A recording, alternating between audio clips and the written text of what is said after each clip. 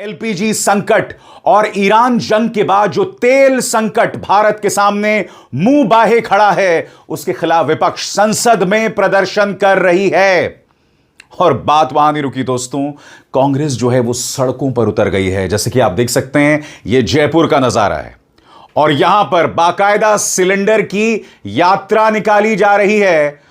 Cylinder की अर्थी निकाली जा रही है क्योंकि विपक्ष का कहना है कि हमारे सामने जो तेल संकट दिखाई दे रहा है, प्रधानमंत्री नरेंद्र मोदी को वो बिल्कुल भी दिखाई नहीं देता। बकौल प्रधानमंत्री, जैसे हमने कोविड का समाधान किया था वैसे ही इस संकट का समाधान होगा और ईश्वर ना करे वैसा हो, क्योंकि आप और हम सब जानते हैं कि कोविड के दौरान सड़कों पर त्राहिमाम था। हकीकत यह है दोस्तों कि राहुल गांधी ये मुद्दे लगातार संसद में उठा रहे हैं। उनके सवालों का जवाब देने के बजाय भारतीय जनता पार्टी, उनके नेता और उनके मंत्री उनके पाजामे पर टिप्पणी कर रहे हैं। मैं मजाक नहीं कर रहा हूं दोस्तों, उनके पाजामे पर टिप्पणी की थी इस महानुभव सांसद और मंत्री गिरिराज सिंह ने।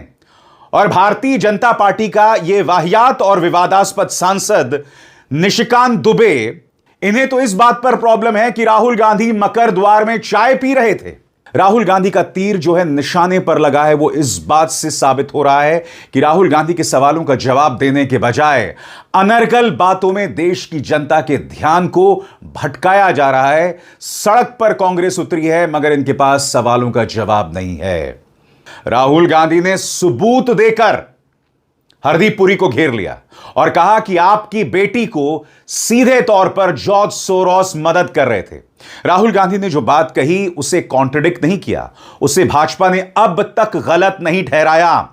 अनर्गल मुद्दों के जरिए ध्यान भटकाने की कोशिश की जा रही है मगर जो बात राहुल गांधी ने कही उसे अब तक गलत नहीं साबित किया गया। और इत्तेफाकन दोस्तों, प्रधानमंत्री नरेंद्र मोदी ने ईरान के राष्ट्रपति मसूद पेजेश्कियां से बात की है मगर उस पूरी बातचीत में कहीं पर भी सुप्रीम लीडर खामेनी की मौत का जिक्र नहीं है, नंबर एक। नंबर दो, जो बच्चे मारे गए उसका भी जिक्र नहीं है।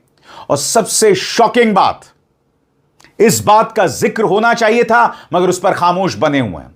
प्रधानमंत्री नरेंद्र मोदी एक रेलवे स्टेशन पहुंचकर झंडा हिला रहे हैं साहब। प्राथमिकताएं देखिए, अब भी जहन में चुनाव है, यानी कि भारतीय जनता पार्टी से चुनाव लड़वा लीजिए साहब, उसमें ये लोग अव्वल हैं।